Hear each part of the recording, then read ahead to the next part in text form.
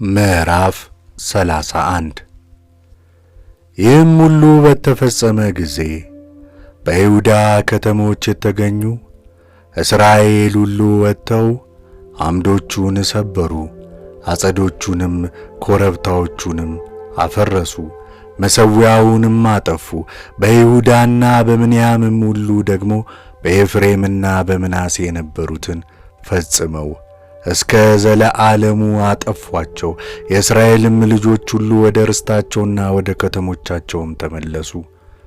ሕዝቅያስም የካህናትንና የሌዋውያንን ሰሞን በየክፍላቸውና በየአገልግሎታቸው በእግዚአብሔር ቤት አደባባይ በሮች የሚቃጠለውን መሥዋዕትና የደህንነቱን መሥዋዕት ያቀርቡና ያገለግሉ ዘንድ ያመሰግኑም ያከብሩም ዘንድ ካህናቱንና ሌዋውያኑን መደበ። በእግዚአብሔርም ሕግ እንደ ተጻፈ በጠዋትና በማታ በሰንበታቱም በመባቻዎቹም በበዓላትም ለሚቃጠለው መሥዋዕት ንጉሡ ከገንዘቡ የሚከፈለውን ወሰነ። በእግዚአብሔርም ቤት ለአገልግሎት እንዲጸኑ ለካህናቱና ለሌዋውያኑ ድርሻቸውን ይሰጡ ዘንድ በኢየሩሳሌም የሚኖሩትን ሕዝብ አዘዘ። ይህንም ነገር እንዳዘዘ የእስራኤል ልጆች የእህሉን፣ የወይኑን፣ የዘይቱን፣ የማሩንና የእርሻውን ፍሬ መጀመሪያ ሁሉ ሰጡ። የሁሉንም አስራት አብዝተው አቀረቡ። በይሁዳም ከተሞች የሚኖሩ የእስራኤልና የይሁዳ ልጆች የበሬውንና የበጉን የፍየሉንም አስራት አመጡ። ለአምላካቸው ለእግዚአብሔርም ቀደሱት፣ ከምረውም አኖሩት። በሦስተኛው ወር መከመር ጀመሩ። በሰባተኛውም ወር ጨረሱ። ሕዝቅያስና አለቆቹም መጥተው ክምሩን ባዩ ጊዜ እግዚአብሔርን አመሰገኑ፣ ሕዝቡን እስራኤልንም ባረኩ። ሕዝቅያስም ካህናቱንና ሌዋውያኑን ስለ ክምሩ ጠየቀ። ከሳዶቅም ወገን የሆነ ታላቁ ካህን አዛርያስ ሕዝቡ መባውን ወደ እግዚአብሔር ፊት ማቅረብ ከጀመረ ወዲህ በልተናል ጠጥተናልም ጠግበናልም፣ እግዚአብሔርም ሕዝቡን ባርኳልና ብዙ ተርፏል፣ ከዚህም ገና ብዙ ተረፈ ብሎ ተናገረ። ሕዝቅያስም ለእግዚአብሔር ቤት ጎተራ ያዘጋጁ ዘንድ አዘዘ። እነርሱም አዘጋጁ። መባውንና አስራቱን የተቀደሱትንም በእምነት ወደዚያ አገቡ። ሌዋውያንም ኮክንያስ ተሾመባቸው። ወንድሙም ሴሜኢ በማዕረግ ሁለተኛ ነበረ። ንጉሡም ሕዝቅያስና የእግዚአብሔር ቤት አለቃ አዛርያስ እንዳዘዙ ኢዮኤል፣ አዛዝያ፣ አናኤል፣ ኡሳኤል፣ ኢያሪሞት፣ ኢዮዛብድ፣ ኤልኤል፣ ሰማኪያ፣ መሃት፣ በንያስና ልጆቹ ከኮንያስና ከወንድሙ ከሴሜኢ እጅ በታች ተቆጣጣሪዎች ነበሩ።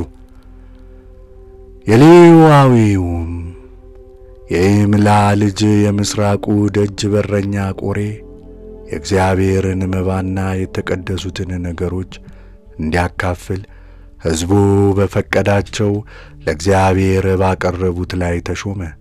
በካህናቱም ከተሞች ለታላላቆችና ለታናናሾች ወንድሞቻቸው በየሰሞናቸው ክፍላቸውን በእምነት ይሰጡ ዘንድ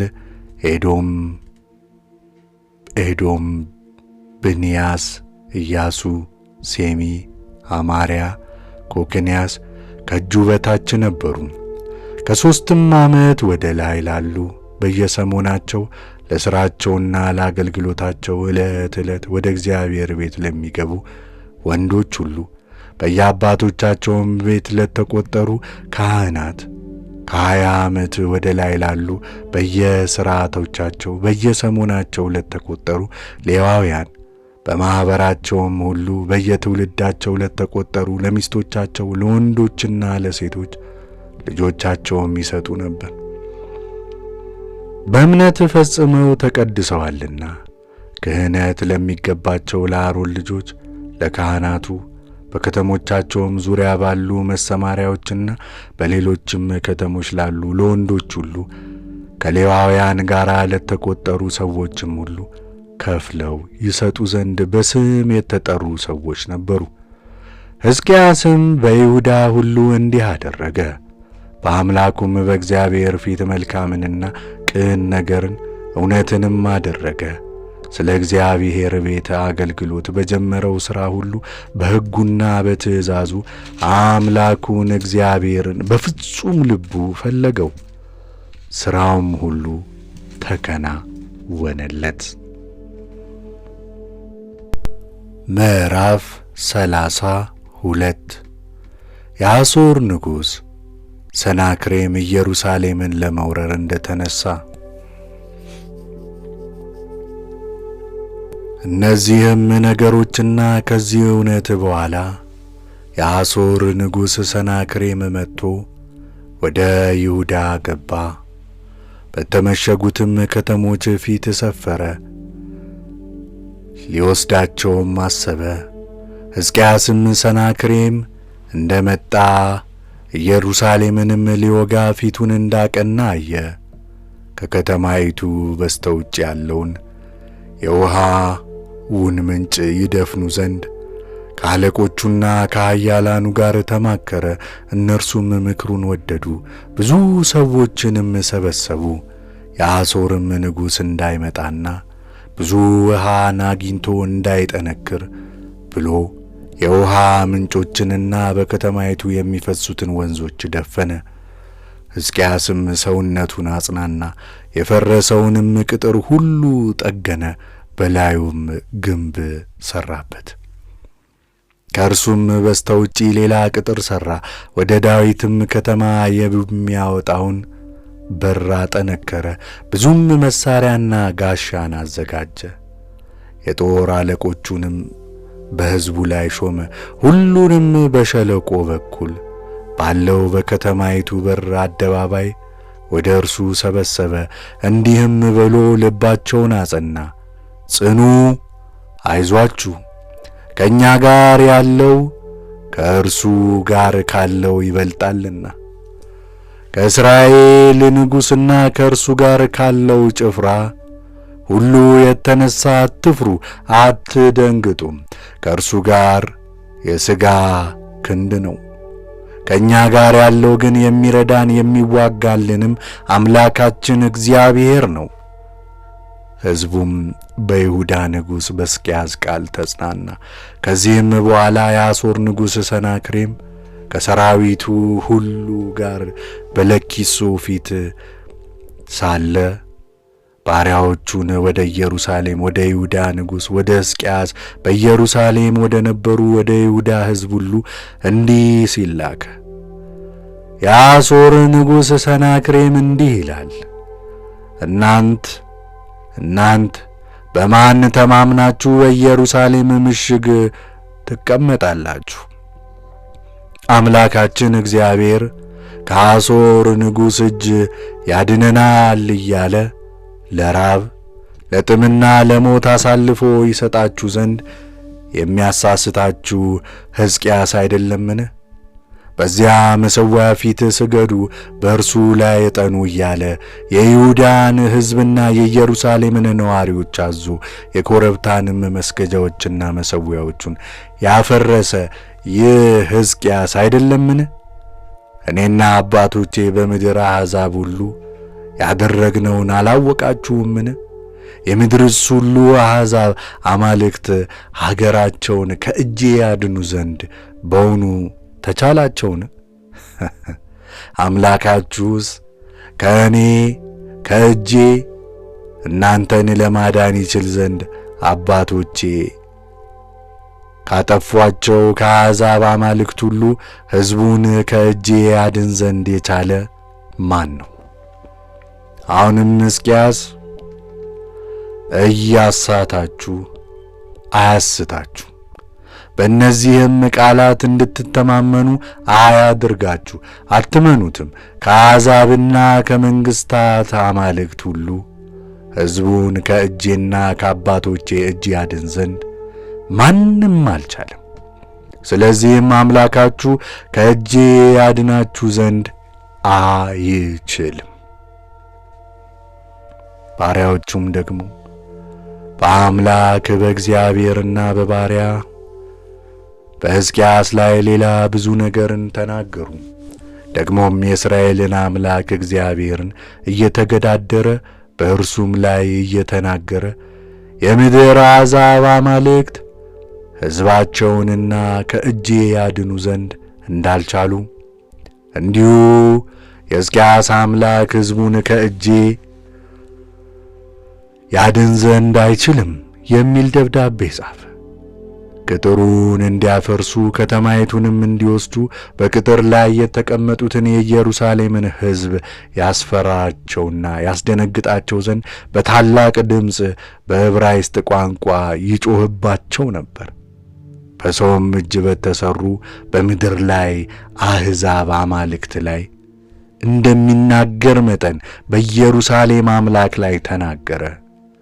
ንጉሥ ሕዝቅያስና የአሞጽ ልጅ ነቢዩ ኢሳይያስ ስለዚህ ተግዳሮት ጸለዩ፣ ወደ ሰማይም ጮኹ።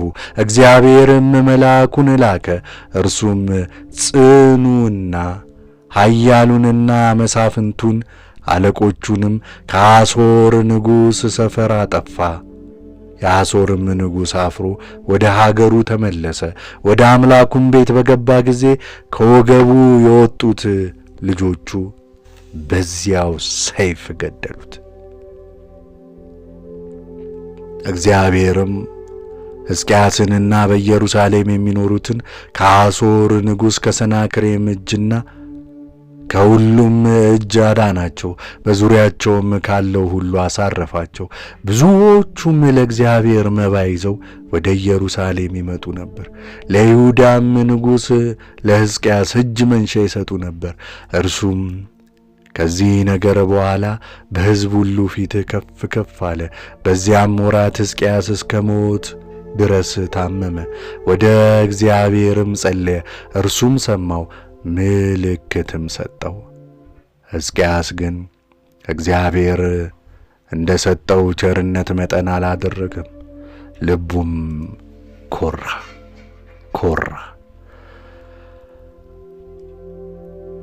ስለዚህም በእርሱና በይሁዳ በኢየሩሳሌምም ላይ ቁጣ ሆነ። ሕዝቅያስም በኢየሩሳሌም ከሚኖሩ ሰዎች ጋር ስለ ልቡ ኩራት ሰውነቱን አዋረደ። እግዚአብሔርም በሕዝቅያስ ዘመን ቁጣውን አላመጣባቸውም። ለሕዝቅያስም እጅግ ብዙ ሀብትና ክብር ነበረው። ለብርና ለወርቅ፣ ለከበረ ዕንቁና ለሽቱ፣ ለጋሻውና ውድ ለሆነው ዕቃ ሁሉ ግምጃ ቤቶችን ሠራ። ለእህልና ለወይን ጠጅም ለዘይትም ዕቃ ቤቶች፣ ለልዩ ልዩ እንስሳ ጋጥ፣ ለመንጎችም በረት ሠራ። እግዚአብሔርም እጅግ ብዙ ጥሪት ሰጥቶት ነበርና ከተሞችን ለራሱ ሠራ። ብዙም የበግና የላም መንጋ ሰበሰበ። ይህም ሕዝቅያስ የላይኛውን የግዮንን ውሃ ምንጭ ደፈነ። በዳዊት ከተማ በምዕራብ በኩል አቅንቶ አወረደው።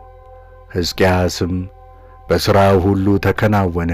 ነገር ግን የባቢሎን መሳፍንት መላእክተኞች በሀገሩ ላይ ስለተደረገው ታምራት ይጠይቁት ዘንድ ወደ እርሱ በተላኩ ጊዜ እግዚአብሔር ይፈትነውና በልቡ ያለውን ሁሉ ያውቅ ዘንድ ተወው። የሕዝቅያስም የቀሩት ነገሮች ቸርነቱም እነሆ በአሞጽ ልጅ በነቢዩ በኢሳይያስ ራእይ በይሁዳና በእስራኤል ነገሥታት መጽሐፍ ተጽፏል። ሕዝቅያስ ከአባቶቹ ጋር አንቀላፋ። በዳዊትም ልጆች መቃብር በላይኛው ክፍል ቀበሩት። በይሁዳና በኢየሩሳሌም ከሚኖሩትም ሁሉ በሞት አከበሩት። ልጁም ምናሴ በእርሱ ፋንታ ነገሠ። ምዕራፍ 33 የይሁዳ ንጉሥ የምናሴ ዘመነ መንግሥት። ምናሴም መንገሥ በጀመረ ጊዜ 12 ዓመት ልጅ ነበረ። በኢየሩሳሌምም 50 ዓመት ነገሠ። እግዚአብሔርም ከእስራኤል ልጆች ፊት እንዳወጣቸው እንደ አሕዛብ ያለ ርኩሰት በእግዚአብሔር ፊት ክፉ ነገርንም አደረገ። አባቱም ሕዝቅያስ ያፈረሳቸውን የኮረብታ መስገጃዎች መልሶ ሠራ፣ ለበዓሊምም መሠዊያን ሠራ። የማምለኪያ ዐፀዶችንም ተከለ፣ ለሰማይ ሠራዊት ሁሉ ሰገደ፣ አመለካቸውም።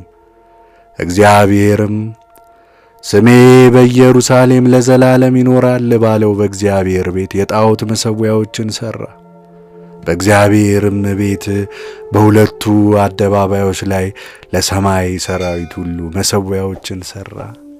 በሄኖምም ልጅ ሸለቆ ውስጥ ልጆቹን በእሳት አቃጠለ። ሞራ ገላጭም ሆነ፣ አስማትም አደረገ። መተተኛም ነበረ። መናፍስት ጠሪዎችንና ጠንቋዮችንም ሰበሰበ። ያስቆጣውም ዘንድ በእግዚአብሔር ፊት እጅግ ክፉ ነገርን አደረገ። እግዚአብሔርም ለዳዊትና ለልጁ ለሰለሞን በዚህ ቤትና ከእስራኤል ነገድ ሁሉ በመረጥኳት በኢየሩሳሌም ስሜን ለዘላለም አኖራለሁ፣ ያዘዝኳቸውን ሁሉ በሙሴ የተሰጠውን ሕግና ሥርዓት ፍርድንም ሁሉ ቢያደርጉ ቢጠብቁም ለአባቶቻችሁ ከሰጠኋት ምድር የእስራኤልን እግር እንደገና አላርቅም ባለበት በእግዚአብሔር ቤት ውስጥ የሠራውን ጣዖትና የቀረጸውን ምስል አቆመ። ምናሴም እግዚአብሔር ከእስራኤል ልጆች ፊት ካጠፋቸው ከአሕዛብ ይልቅ ክፉ ይሠሩ ዘንድ በይሁዳና በኢየሩሳሌም የሚኖሩትን አሳተ። እግዚአብሔርም ምናሴንና ሕዝቡን ተናገራቸው፣ ግን አልሰሙትም። ስለዚህም እግዚአብሔር የሐሶርን ንጉሥ ሰራዊት አለቆች አመጣባቸው፣ ምናሴንም በዛንጅር ያዙት፣ በሰንሰለትም አስረው ወደ ባቢሎን ወሰዱት። በተጨነቀም ጊዜ አምላኩ እግዚአብሔርን ፈለገ፣ በአባቶቹም አምላክ ፊት ሰውነቱን እጅግ አዋረደ። የንጉሡም የሕዝቅያስ ልጅ ምናሴም ጸለየ፣ እንዲህም አለ። ዓለምን ሁሉ የምትገዛ የአባቶቻችን የአብርሃምና የይስሐቅ የያዕቆብም የጻድቃን ልጆቻቸውም አምላክ ሆይ ሰማይና ምድርን ከዓለሞቻቸው ጋር የፈጠርክ በቃል ትእዛዝ ባሕርን የከዘዝካት ቀላዮችን የዘጋ የሚያስፈራውን የወሰንህ ይኸውም በተመሰገነው ስምህ ነው። ኃይል ከመገለጡ የተነሣ ሁሉ የሚርድና የሚንቀጠቀጥ ለክብር ከፍተኛነት ፍጻሜ የለውምና የቁጣህም መቅሰፍት በኀጣን ላይ ግሩም ነው። በትእዛዝ ለሚሆነው ይቅርታ ስፍር ቁጥር የለውም። ገናና እግዚአብሔር አንተ ብቻ ነህና ይቅር ባይ፣ ከቁጣ የራክ፣ ይቅርታ የበዛ፣ የሰውን ኀጢአት የምታስተሰሪ አንተ ነህ። አሁንም አቤቱ የጻድቃን አምላካቸው አንተ ነህ። ንስሐን የፈጠርክ ለጻድቅ ሰው አይደለምና አንተ ላልበደሉ ለአብርሃምና ለይስሐቅ ለያዕቆብ አይደለምና፣ ነገር ግን የእኔን ኀጢአት የእኔን የኀጥኡን ንስሐ ወደ ማየት ተመለስ። ቁጥሩ ከባሕር አሸዋ የሚበልጥ በደልን በድያለሁና ኀጢአቴም ብዙ ነውና ከበደሌም ብዛት የተነሣ ቀና ብዬ የሰማይን ርዝመት አይ ዘንድ አግባቤ አይደለም። ሰውነቴ ከኀጢአቴ አሳርፋት ዘንድ በብረት ቀፎ ደከምኩ። በዚህ ደግሞ አላረፍኩም፣ መዓትህን አነሳስቻለሁና። ከንቱን ስመለከት የማይጠቅመኝንም ነገር ሳበዛ በፊትህ ክፉ ሥራን ሰርቻለሁና አሁንም ቸርነትህን እየለመንኩ በልቤ ጉልበት እሰግዳለሁ። አቤቱ ጌታዬ፣ ፈጽሜ በደልሁ፣ ኀጢአቴንም አምናለሁ። አንተን እማልዳለሁ፣ እለምንሃለሁ፣ ይቅር በለኝ። አቤቱ ይቅር በለኝ። ለኃጢአቴም አሳልፈህ አትስጠኝ። ለዘላለም ክፋቴን አትመልከትብኝ፣ በምድር ጥልቀትም አትበቀለኝ። አቤቱ በንስሐ ለሚመለሱ ሰዎች አምላካቸው አንተ ነህና ቸርነትህ በእኔ ላይ ይገለጥ። መዳን የማይገባኝ ሲሆን በይቅርታ ብዛት አዳንከኝ። በየጊዜውና በሕይወቴ ዘመን ሁሉ አመሰግንሃለሁ። የሰማያት ኃይል ሁሉ አንተን ያመሰግናሉና ለዘላለምም ምስጋናን ላንተ ይገባሃል። አሜን። እግዚአብሔርም ምናሴ ባለማወቅ ካደረገው ክፉ ሥራው እንደተመለሰ ባየ ጊዜ ይቅር አለው፣ ጸሎቱንም ሰማው፣ ልመናውንም ተቀበለው፣ ወደ መንግሥቱም ወደ ኢየሩሳሌም መለሰው። ምናሴም እርሱ አምላክ እንደሆነ አወቀ። ከዚህ በኋላ በዳዊት ከተማ በስተ ውጭው ከጊዮን ሰሜናዊ ምዕራብ ሸለቆ ውስጥ እስከ ዓሣ በር መግቢያ ድረስ ቅጥር ሠራ። እስከ ኦፌልም አዞረበት፣ እጅግም ከፍ አደረገው። በተመሸጉትም በይሁዳ ከተሞች ሁሉ የጭፍራ አለቆችን አኖረ። እንግዶችንም አማልክትና ጣዖታትንም ከእግዚአብሔር ቤት አራቀ። የእግዚአብሔርም ቤት ባለበት ተራራ ላይና በኢየሩሳሌም የሠራቸውን የመሠዊያዎችን ሁሉ ወስዶ በከተማይቱ በስተውጪ ጣላት። የእግዚአብሔርንም መሠዊያ ደግሞ አደሰ። የደህንነትንና የምስጋናንም መሥዋዕት ሰዋበት። የይሁዳም ሕዝብ የእስራኤልን አምላክ እግዚአብሔርን እንዲያመልኩ አዘዘ። ሕዝቡ ግን ከአምላካቸው ከእግዚአብሔር ፈጽመው ርቀው ገና በኮረብታዎች ላይ ይሰዉ ነበር። የምናሴ የቀሩት ነገሮች፣ ወደ አምላኩ የጸለየው ጸሎት፣ በእስራኤል አምላክ በእግዚአብሔር ስም የነገሩት የነቢያት ቃል እነሆ ለእስራኤል ነገሥታት መጽሐፍ ተጽፏል። ደግሞም ጸሎቱን እግዚአብሔር እንደ ሰማው ኃጢአቱና መተላለፉ ሁሉ ወደ እግዚአብሔር ሳይመለስ ኮረብታውን የሠራበት አጸዱንና የቀረጹትንም ምስሎች የተከለበት ስፍራ እነሆ በባለ ራእዩ የታሪክ መጽሐፍ ተጽፏል። ምናሴም ከአባቶቹ ጋር አንቀላፋ፣ በቤቱም አትክልት ቦታ ቀበሩት። ልጁም አሞጽ በእርሱ ፋንታ ነገሠ። አሞጽ መንገሥ በጀመረ ጊዜ የ22 ዓመት ጎልማሳ ነበር። በኢየሩሳሌምም ሁለት ዓመት ነገሠ። አባቱም ምናሴ እንዳደረገው በእግዚአብሔር ፊት ክፉን አደረገ። አሞጽም አባቱ ምናሴ ለሠራቸው ለተቀረጹት ምስሎች ሁሉ ሰዋ፣ አመለካቸውም። አባቱም ምናሴ ሰውነቱን እንዳዋረደ በእግዚአብሔር ፊት ሰውነቱን አላዋረደም። ነገር ግን አሞጽ መተላለፉን እጅግ አበዛ። አገልጋዮቹም ተነሱበት፣ በቤቱም ገደሉት። የሀገሩ ሕዝብ ግን በንጉሡ በአሞጽ ላይ የተነሱትን ሁሉ ገደሉ።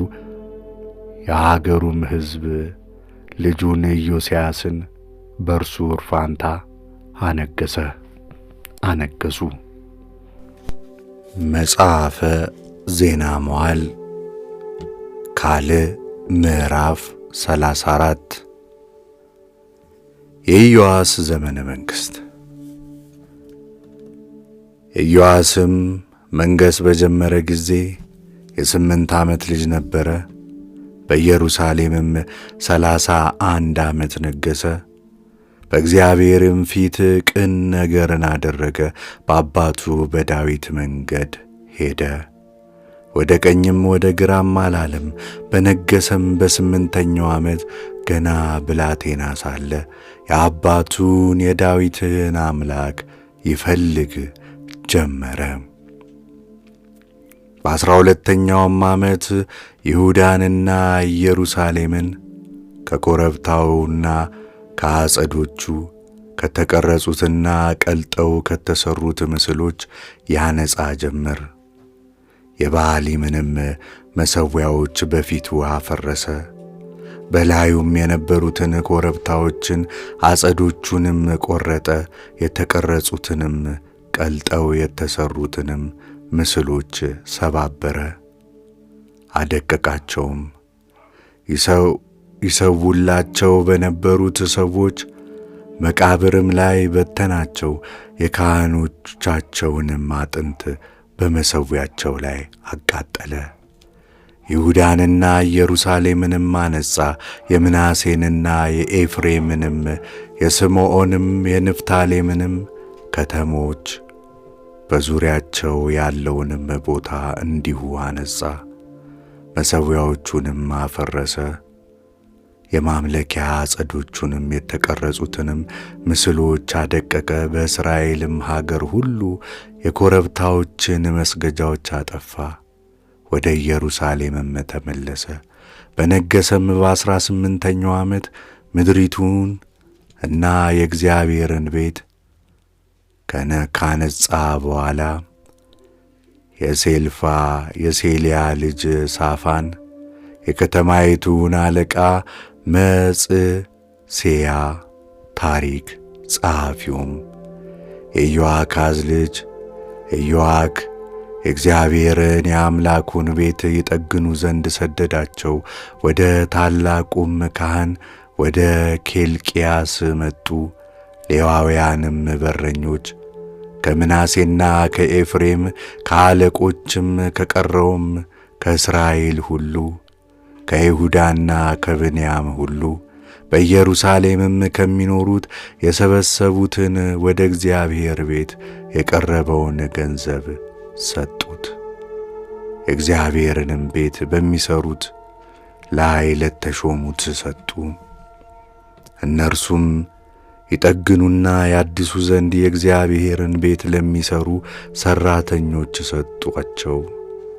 የይሁዳ ነገሥታት ላፈረሱት ቤት ሰረገሎች ያደርጉ ዘንድ ለማገጠሚያም እንጨት የተጠረበውንም ድንጋይ ይገዙ ዘንድ ለአናጢዎችና ለጠራቢዎች ሰጡ። በሰዎቹም ሥራውን በመታመን አደረጉ። በእነርሱም ላይ የተሾሙት ሥራውንም የሚያሰሩት ሌዋውያን ከሜራሪ ልጆች የየትና አብድያስ ከቀዓትም ልጆች ዘካርያስና ሜሱላም ነበሩ።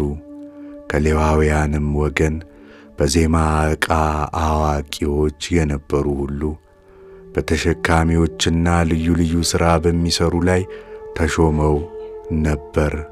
ጸሐፊዎቹና አለቆቹም በረኞቹም ከሌዋውያን ወገን ነበሩ። ወደ እግዚአብሔርም ቤት የቀረበውን ገንዘብ ባመጡ ጊዜ ካህኑ ኬልቅያስ በሙሴ እጅ የተሰጠውን የእግዚአብሔርን ሕግ መጽሐፍ አገኘ። ኬልቅያስም ጸሐፊውን ሳፋንን የሕጉን መጽሐፍ በእግዚአብሔር ቤት አግኝቼዋለሁ ብሎ ነገረው። ኬልቅያስም መጽሐፉን ለሳፋን ሰጠው። ሳፋንም መጽሐፉን ወደ ንጉሡ አመጣ።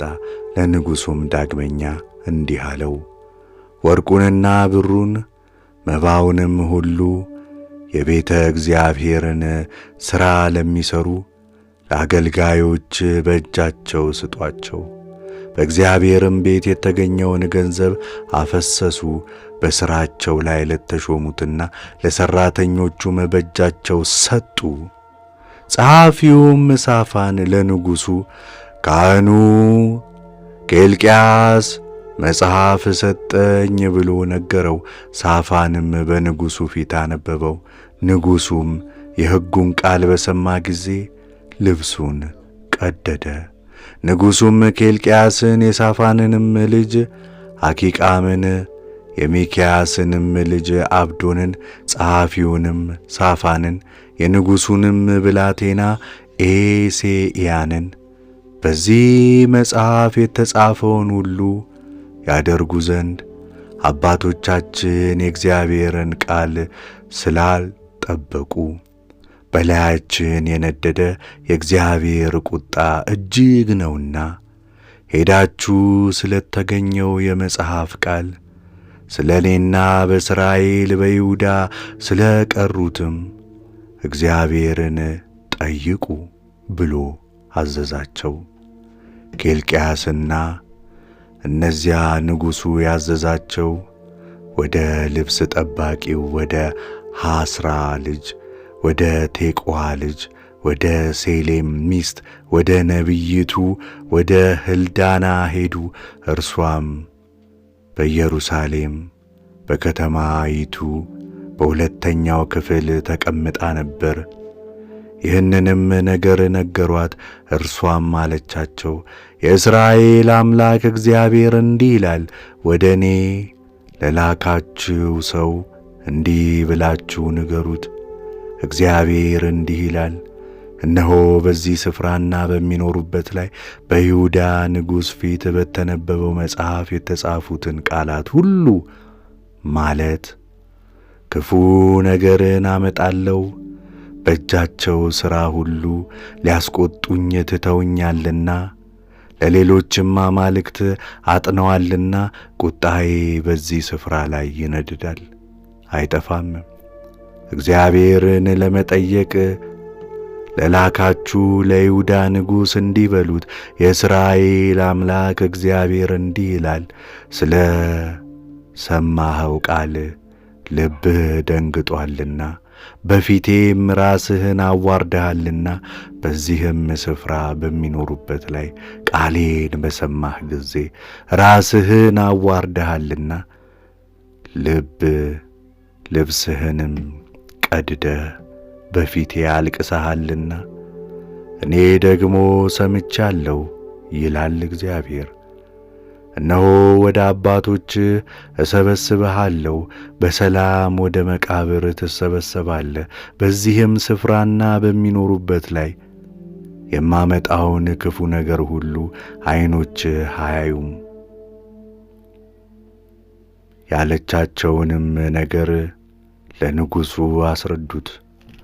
ንጉሡም ላከ፣ የይሁዳንና የኢየሩሳሌምን ሽማግሌዎች ሁሉ ሰበሰበ።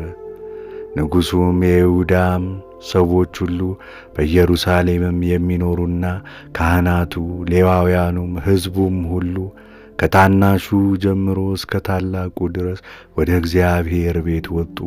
በእግዚአብሔርም ቤት የተገኘውን የቃል ኪዳኑን መጽሐፍ ቃል ሁሉ በጆሮአቸው አነበበ። ንጉሡም በአምዱ ቆሞ እግዚአብሔርን ተከትሎ እንዲሄድ ትእዛዙንም ምስክሩንም ሥርዓቱንም በፍጹም ልቦና በፍጹም ነፍሱ እንዲጠብቅ በዚህም መጽሐፍ የተጻፈውን የቃል ኪዳን ቃል እንዲያደርግ በእግዚአብሔር ፊት ቃል ኪዳን አደረገ። በኢየሩሳሌምና በምንያምም ሀገር የተገኙትን ሁሉ በዚህ ነገር አማለ። በኢየሩሳሌምም የሚኖሩ እንደ አባቶቻቸው አምላክ እንደ እግዚአብሔር ቤት ቃል ኪዳን አደረጉ። ኢዮስያስም ከእስራኤል ልጆች ምድር ሁሉ ርኩሱን ሁሉ አስወገደ። በእስራኤልም የተገኙትን ሁሉ አምላካቸውን እግዚአብሔርን እንዲያመልኩ አደረገ። በዘመኑ ሁሉ የአባቶቻቸውን አምላክ እግዚአብሔርን ከመከተል አልራቁም። መጽሐፈ ዜና መዋዕል ምዕራፍ 35 ኢዮስያስም ለአምላኩ ለእግዚአብሔር በኢየሩሳሌም ፋሲካን አደረገ። በመጀመሪያውም ወር በ14ተኛው ቀን የፋሲካው በግን አረዱ። ካህናቱም በየሥርዓታቸው አቆመ። በእግዚአብሔር ቤት ያገለግሉ ዘንድ አጸናቸው። በእስራኤልም ሁሉ መሥራት የሚችሉትን ሌዋውያንን ራሳቸውን ለእግዚአብሔር እንዲያነጹና ቅድስቲቱንም ታቦት የእስራኤል ንጉሥ የዳዊት ልጅ ሰሎሞን በሠራው ቤት ውስጥ እንዲያኖሩ አዘዛቸው። ንጉሡም ኢዮስያስ አለ፣ በትከሻችሁ የምትሸከሙት አንዳች ነገር አይኑር። አሁንም አምላካችሁን እግዚአብሔርን፣ ሕዝቡን እስራኤልን አገልግሉ። የእስራኤል ንጉሥ ዳዊት እንደዚህ አዘዘ፣ ልጁም ሰለሞን እንዳዘዘ በየሰሞናችሁና በየአባቶቻችሁ ቤት ተዘጋጁ። እንደ ሕዝቡም ልጆች እንደ ወንድሞቻችሁ በየአባቶቹ ቤት አከፋፈል በመቅደሱ ቁሙ። እንዲሁም ለሌዋውያን በየአባቶቻችሁ ቤት አከፋፈል ይሁን። የፋሲካውንም በግ አረዱ። እናንተም እረዱ፣ እናንተም ተቀደሱ። እግዚአብሔርም በሙሴ እጅ የተናገረውን ቃል ብታደርጉ ዘንድ ለወንድሞቻችሁ አዘጋጁ። ኢዮስያስም ለፋሲካው መሥዋዕት እንዲሆን በዚያ ለነበሩት ለሕዝቡ ልጆች ከመንጋው 30,000 የበግና የፍየል ጠቦቶች 3,000 ወይፈኖች ሰጣቸው። እነዚህም ከንጉሡ ሀብት ነበሩ። አለቆቹም ለሕዝቡና ለካህናቱ ለሌዋውያኑ በፈቃዳቸው ሰጡ። የእግዚአብሔርም ቤት አለቆች ኬልቅያስ፣ ዘካርያስ፣ ኢዮሄል ለፋሲካው መሥዋዕት እንዲሆን 2,600 በጎችንና ፍየሎችን 300ም በሬዎችን ለካህናቱ ሰጡ። የሌዋውያኑም አለቆች ኮኒንያስ፣ በንያስ ወንድሞቹም ሰማዕያስና ናትናኤል፣ ሰብንያስ፣ ኢዮሄል፣ ኢዮዛብድ ለፋሲካው መሥዋዕት እንዲሆን 5,000 በጎችን 500 በሬዎችን ለሌዋውያን ሰጡ። አገልግሎቱም ተዘጋጀ። ካህናቱም በየስፍራቸው ሌዋውያኑም በየክፍላቸው እንደ ንጉሥ ትእዛዝ ቆሙ። የፋሲካውንም በግ አረዱ። ካህናቱም ከእጃቸው የተቀበሉትን ደም ረጩ። ሌዋውያኑም ቁርበቱን ገፈፉ። በሙሴም መጽሐፍ እንደ ተጻፈ ለእግዚአብሔር ያቀርቡ ዘንድ በየአባቶቻቸው ቤቶች እንደ ክፍላቸው ለሕዝቡ ልጆች እንዲሰጡ የሚቃጠለውን መሥዋዕት ለዩ። እንዲሁም በበሬዎቹ አደረጉ። የፋሲካውንም በግ እንደ ሙሴ ሥርዓት በእሳት ጠበሱ። የተቀደሰውንም ቁርባን በምንቸትና በሰታቴ በድስትም ቀቀሉ። ተከናወነላቸውም። ለሕዝቡም ልጆች ሁሉ በፍጥነት አደረሱ። ከዚያም በኋላ ለራሳቸውና ከእነርሱ ጋር ላሉ ለካህናት አዘጋጁ። የአሮንም ልጆች ካህናቱ የሚቃጠለውን መሥዋዕትና ሰቡን ለማቅረብ እስከ ሌሊት ድረስ ይሠሩ ነበርና፣ ስለዚህ ሌዋውያን ለራሳቸውና ለወንድሞቻቸው ለአሮን ልጆች ለካህናቱ አዘጋጁ። የአሳፍም ልጆች መዘምራን እንደ ዳዊት እንደ አሳፍም እንደ የማንም የንጉሡም ባለ ራእይ እንደ ነበረው እንደ ኤዶትም ትእዛዝ በየስፍራቸው ነበሩ። በረኞቹም በሮቹን ሁሉ ይጠብቁ ነበር። ወንድሞቻቸውም ሌዋውያን ያዘጋጁላቸው ነበርና ከአገልግሎታቸው ይርቁ ዘንድ አያስፈልጋቸውም ነበር። እንደ ንጉሡም እንደ ኢዮስያስ ትእዛዝ በእግዚአብሔር መሠዊያ ላይ የሚቃጠለውን መሥዋዕት ያቀርቡ ዘንድ ፋሲካውንም ያደርጉ ዘንድ የእግዚአብሔር አገልግሎት ሁሉ በዚያ ቀን ተዘጋጀ። የተገኙትም የእስራኤል ልጆች በዚያ ቀን ፋሲካውን 7 ቀንም የቂጣውን በዓል አደረጉ። ከነቢዩም ከሳሙኤል ዘመን ጀምሮ እንደዚህ ያለ ፋሲካ በእስራኤል ዘንድ ከቶ አልተደረገም። ከእስራኤልም ነገሥታት ሁሉ ኢዮስያስና ካህናቱ ሌዋውያኑም በዚያም የተገኙ የይሁዳና የእስራኤል ሰዎች ሁሉ በኢየሩሳሌምም የሚኖሩ እንዳደረጉት ያለ ፋሲካን ያደረገ የለም። ይህም ፋሲካ ኢዮስያስ በነገሠ በ18ኛው ዓመት ተደረገ። ንጉሥ ኢዮስያስ ካህኑ ኬልቅያስ በእግዚአብሔር ቤት ባገኘው መጽሐፍ የተጻፉትን ቃላት ሁሉ ለመጠበቅ አስማተኞችንና ጠንቋዮችን፣ ሟርተኞችንና በኢየሩሳሌም ምድር በይሁዳ የሚገኙትን ምስሎችና ቃሪያሲም የተባሉ ጣዖታትን በእሳት አቃጠለ። እንደ ሙሴ ሕግ ሁሉ በፍጹም ልቡ፣ በፍጹም ነፍሱ፣ በፍጹም ኃይሉ ከእርሱ በፊት ከነበሩት ወደ እግዚአብሔር የተመለሰ የሚመስለው ሰው አልነበረም። ከእርሱም በኋላ የሚመስለው አልተነሳም። ሐመሮሃ ነገር ግን እግዚአብሔር ንጉሥ ምናሴ በይሁዳ ላይ ባደረገውና ባነሳሳው ጥፋት ሁሉ ካስከተለው ታላቅ ቁጣ አልተመለሰም። እግዚአብሔርም አለ፣ እስራኤልን እንዳራቅሁ ይሁዳን ከፊቴ አርቃለሁ፣ የመረጥኋትንም ከተማ ኢየሩሳሌምንና ስሜ በዚያ ይጠራበታል ያልሁትም ቤት እጥላለሁ። ከዚህም ሁሉ በኋላ ኢዮስያስም ቤተ መቅደሱን ካሰናዳ በኋላ የግብፅ ንጉሥ ፈርዖን ኒካዑ በኤፍራጥስ ወንዝ አጠገብ በአሦር ንጉሥ ይዋጋ ዘንድ ወጣ።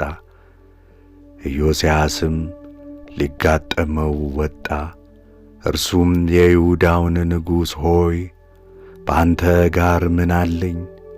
በምዋጋበት በሌላ ቤት ላይ ነው እንጂ በአንተ ላይ ዛሬ አልመጣሁም። እግዚአብሔርም እንድቸኩል አዞኛል። ከእኔ ጋር ያለው እግዚአብሔር እንዳያጠፋ ተጠንቀቅ ብሎ መልእክተኞችን ላከበት። ኢዮስያስ ግን ይዋጋው ዘንድ ተጽናና እንጂ ፊቱን ከእግዚአብሔር አልመለሰም። በእግዚአብሔርም አፍ የተነገረውን የኒካዑን ቃል አልሰማም። በመጊዶንም ሸለቆ ይዋጋ ዘንድ ወጣ። ቀስተኞቹም ንጉሡን ኢዮስያስን ወጉት። ንጉሡም ብላቴኖቹን እጅግ ቆስያለሁና ከሰልፉ ውስጥ አውጡኝ አላቸው። ብላቴኖቹም ከሰረገላው አውርደው ለእርሱ በነበረው በሁለተኛው ሰረገላ ውስጥ አስቀመጡት። ወደ ኢየሩሳሌምም አመጡት። እርሱም በዚያ ሞተ። በአባቶቹም መቃብር ተቀበረ። ይሁዳና ኢየሩሳሌምም ሁሉ ለኢዮስያስ አለቀሱ። ኤርምያስም ለንጉሡ ለኢዮስያስ አልቅሶ ግጥም ገጠመለት። እስከ ዛሬም ድረስ ወንዶችና ሴቶች መዘምራን ሁሉ በልቅሶ ግጥማቸው ስለ ኢዮስያስ ይናገሩ ነበር። ይህም በእስራኤል ሁሉ ዘንድ ወግ ሆኖ በልቅሶ ግጥም ተጽፏል። የቀሩትም የኢዮስያስ ነገሮች በእግዚአብሔር ሕግ እንደ ተጻፈ ያደረገው ቸርነት የፊተኛውና የኋለኛው ነገር ነው በእስራኤልና በይሁዳ ነገሥታት መጽሐፍ ተጽፈዋል። መጽሐፈ ዜና መዋዕል ምዕራፍ 36 የኢዮአክስ ዘመነ መንግሥት። የሀገሩም ሰዎች የኢዮአክስን ልጅ የኢዮስያስን ልጅ ኢዮአክስን ወስደው በአባቱ ፋንታ በኢየሩሳሌም አነገሱት። ኢዮአክስም መንገሥ በጀመረ ጊዜ 23 ዓመት ጎልማሳ ነበር። በኢየሩሳሌምም 3 ወር ነገሠ። የእናቱ ስም ከሎቤና የኤርምያስ ልጅ አሚጣል ነበረች። አባቶቹ እንደ ሠሩት ሁሉ በእግዚአብሔር ፊት ክፉ ሥራን ሠራ። በኢየሩሳሌምም እንዳይነግሥ በኤማት ምድር በዴብላታ ፈርዖን ኒካዑ ማርኮ አሰረው። ንጉሡም ወደ ግብፅ ወሰደው። በሀገሩም ላይ 100 መክሊት ብርና 1 መክሊት ወርቅ ግብር ጣለበት። የግብፅም ንጉሥ ፈርዖን ኒካዑ የይሁዳን ንጉሥ የኢዮስያስን ልጅ ኤልያቄምን በአባቱ ፋንታ በይሁዳና በኢየሩሳሌም ላይ አነገሠ። ስሙንም ኢዮአቄም ብሎ ለወጠ። ፈርዖን ኒካዑም ወንድሙ ኢዮአክስን ይዞ ወደ ግብፅ ወሰደው፣ በዚያም ሞተ። ወርቅንና ብርን ለፈርዖን ሰጠ። በዚያን ጊዜም ምድር በፈርዖን ትእዛዝ ብር መገበሯን ጀመረች። ለእያንዳንዱም እንደሚችለው ለፈርዖን ኒካው እንዲገብር ከአገሪቱ ሕዝብ ወርቅንና ብርን ጠየቀ። ኢዮአቄምም መንገሥ በጀመረ ጊዜ የ25 ዓመት ጎልማሳ ነበረ። በኢየሩሳሌምም 11 ዓመት ነገሠ። እናቱም ዘካራ የምትባል የኔርያሳ ልጅ የራማ ሴት ነበረች። አባቶቹም እንዳደረጉ በአምላኩ በእግዚአብሔር ፊት ክፉን አደረገ።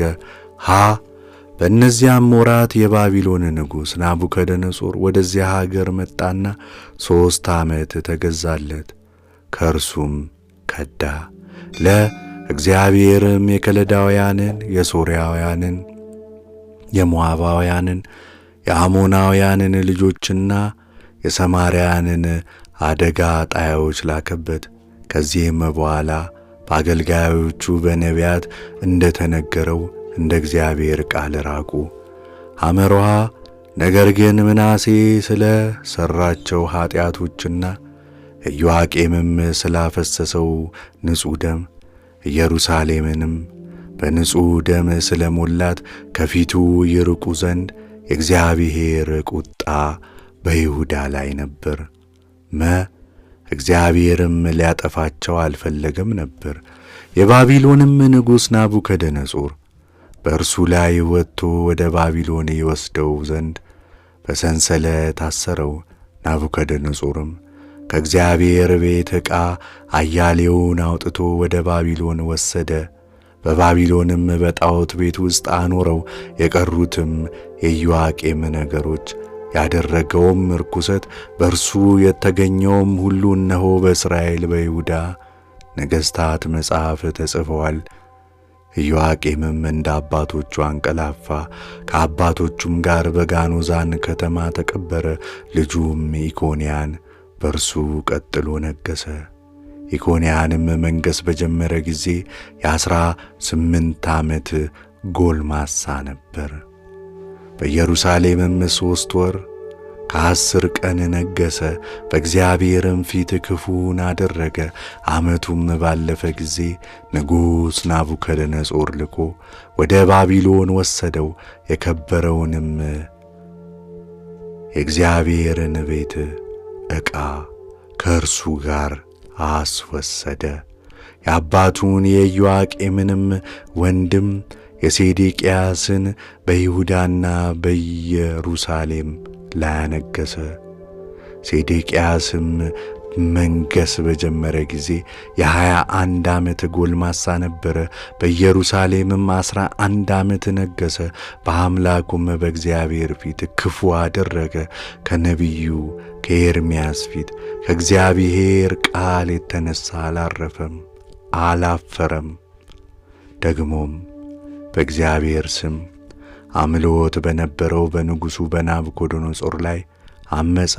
ወደ እስራኤልም አምላክ ወደ እግዚአብሔር እንዳይመለስ አንገቱን አደነደነ፣ ልቡንም አጠነከረ።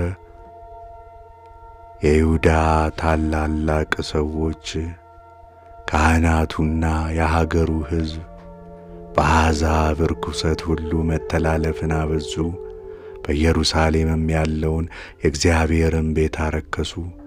የአባቶቻቸውንም አምላክ ከእግዚአብሔር ለሕዝቡና ለማደሪያው ስላዘነ ማለዳ ተነስቶ በነቢያቱ እጅ ወደ እነርሱ ይልክ ነበር።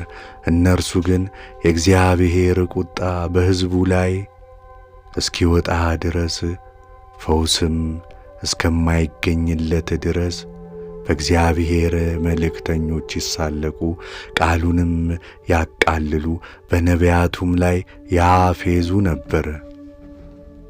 ስለዚህም የከለዳውያንን ንጉሥ አመጣባቸው።